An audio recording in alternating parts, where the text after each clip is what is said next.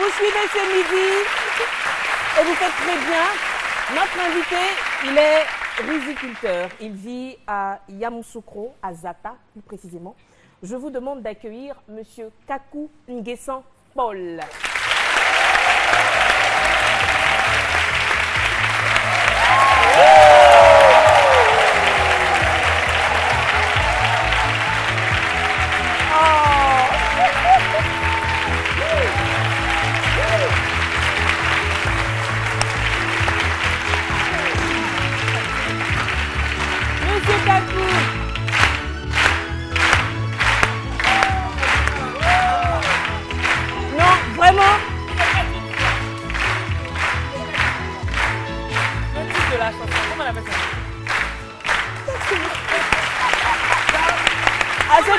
À cette époque, je ne payais pas les factures, c'était bien. Je te dis.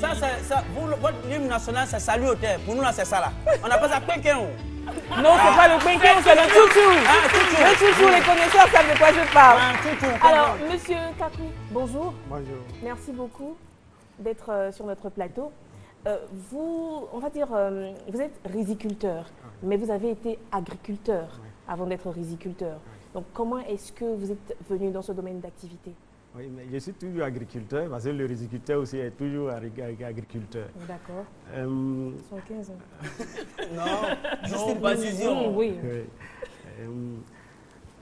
On est nés tous en Côte d'Ivoire ici de parents directs ou de grands-pères agriculteurs. D'accord. Bon, moi, j'ai eu la chance d'avoir mon papa et ma maman qui étaient agriculteurs. Donc, très petits, je les accompagnais au champ. À quel âge déjà? Bref. Quand j'étais, on me mettait encore au dos, puisque quand ils vont au champ, ils vous mettent au dos et puis ils vont au champ. Oui, le bas âge. Oui, donc avec les parents, toujours au champ, ainsi, moi aussi, je suis devenu agriculteur. Mais il s'est trouvé que je faisais plusieurs spéculations. C'est-à-dire? Je faisais la tomate, je faisais le gombo, je faisais l'igname, je faisais pratiquement tout. Et il y a un projet qui était venu au niveau de Yamoussoukro qu'on appelait PASEA. Et ceux qui concevaient ce projet, c'était les Japonais. Et quand ils m'ont trouvé à Toumoudi en train de faire plusieurs spéculations, ils m'ont dit que chez eux au Japon, ils font une seule chose et puis les autres font le reste. Maintenant, quand vous avez l'argent, vous partez payer ce que les autres font. Donc, ils m'ont conseillé de me spécialiser dans le riz. Ainsi, depuis 1998, c'est le riz seulement que j'ai fait. D'accord, ça s'applaudit quand même. Alors, est-ce que vous avez rencontré des difficultés dans la riziculture? Oui, comme tout corps de métier, nous rencontrons beaucoup de difficultés. Les difficultés dues au fait que aujourd'hui, les intrants coûtent extrêmement cher. J'appelle intrants les engrais, les herbicides et tout ce qui doit nous aider pour produire. Et actuellement, on ne peut plus demander à des jeunes d'utiliser la daba. C'est vrai que j'ai commencé avec la daba, mais maintenant, je ne peux plus prendre la daba puisque je travaille ici jusqu'à 10 hectares. Oui, on ne peut plus prendre la daba. Maintenant, les machines que nous utilisons coûtent extrêmement cher. Combien? Un motoculteur fait 3,5 millions. Un quoi? Un motoculteur. D'accord. Oui. C'est avec ça qu'on fait le labour. Et la machine qui bat le riz n'est pas à moins de 1,5 million. Donc, les matériaux agricoles coûtent très cher. Et donc, c'est là nos difficultés principales. Mais malgré ça, vous arrivez quand même à vendre. Comment vous faites? Oui, on arrive à le faire parce qu'il y a l'ONDR qui est là, qui souvent nous appuie en intrants et en matériel agricole. Et comme le riz lui-même produit beaucoup, parce que nous avons des variétés qui vont jusqu'à 10 tonnes et d'autres, quand c'est les scientifiques même qui le font, mais sur le terrain paysan, on part jusqu'à 5 tonnes moins. Et moi, j'arrive à faire 6, voire 7 tonnes et demie à l'hectare. Et vous, c'est quel genre de riz que vous produisez? C'est quel genre de riz que vous produisez? Comment on appelle votre riz? Il y a plusieurs variétés de riz que nous le faisons.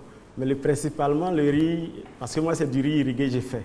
Parce qu'il y a deux types de riz. Il y a du riz qu'on appelle le riz fluvial, qui lui dépend de la fluviométrie et de la pluie. Et il y a le riz irrigué. Le riz irrigué, nous avons un barrage et nous avons la maîtrise totale de l'eau. Et on fait rentrer l'eau, on le fait sortir à volonté. Et le riz que nous le faisons dans le domaine irrigué, celui qu'on le fait le plus, c'est le 8 à 9. Mais le 8 à 9. Le 8 à 9. C'est le nom des riz. Oui. Au moins, c'est entre 8h et 9h. J'ai jamais entendu ça. Le 8 à 9. C'est qui à côté de vous là? C'est quel riz? Le 8 à 9. Ça, c'est quelle variété? J'ai amené du riz. C'est pas ça? Ça? Non, ça, c'est Non, pas ça, le c'est pas le 8 riz, ça, c'est c'est pas le 8 à 9. C'est du riz. Oui, oui. Oh, j'ai eu peur. Ah, c'est gentil. Oui, c'est comme ça. C'est quand on décortique que ça devient. Et ça, c'est le riz? Oui, ça, c'est le 8 à 9. Ah, d'accord. Et ça c'est... C'est 8 à 9. Comme c'est un peu 8 à loin. 9 aussi. Non, ça, c'est un peu sombre. Ça, c'est pas nouveau riz. Il dit c'est 8 à 9. C'est 8 à 9. J'ai une question pour monsieur. Oui. On constate que vous vous exprimez très bien. Est-ce à dire que vous avez un certain niveau d'études? Cette question, souvent, je ne la réponds pas directement. D'accord. Parce que le niveau On répondait d'études indirectement, alors. le niveau d'études est... Vous ne dépend pas forcément de la suite. Quelqu'un peut avoir plusieurs diplômes et puis ne pas bien s'exprimer. Bien sûr. À n'importe quel niveau, on peut continuer de se former Bien sûr. et de se cultiver et puis de mieux s'exprimer. Mais en fait, je voudrais souligner un point parce qu'il y a certains de nos camarades ici qui se disent que je suis allé à l'école pendant plusieurs années, j'ai un master, j'ai un cycle ingénieur, je ne peux pas retourner à la terre. Normalement, Donc c'est pour un peu vous expliquer, voilà, pour que normalement quelqu'un qui a le cycle ingénieur agronome doit aller au champ. Sinon, lui qui est ingénieur dans le domaine de l'agriculture, si lui ne va pas au champ, qui va aller le faire? Donc, aller au champ ne veut pas dire qu'on ne connaît rien. Oui. Je vous apprends que dans ce pays, c'est les plus grands intellectuels, ceux qui ont les moyens, qui font les champs.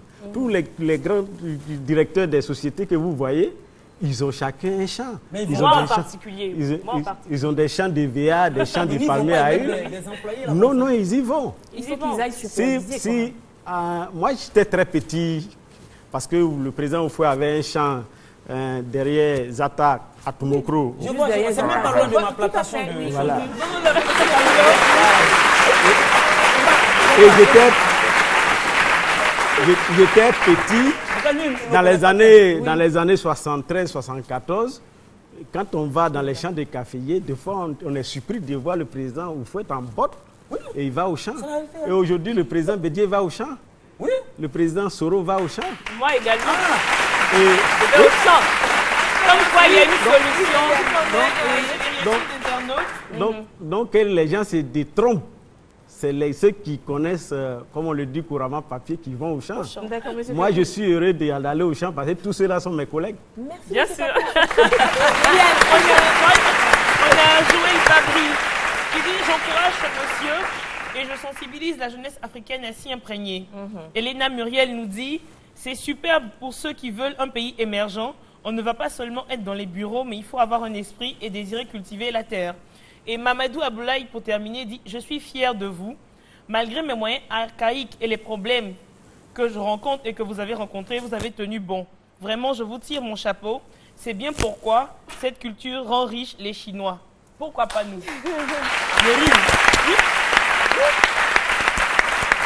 En tout cas, M. Kakou, merci beaucoup d'être venu.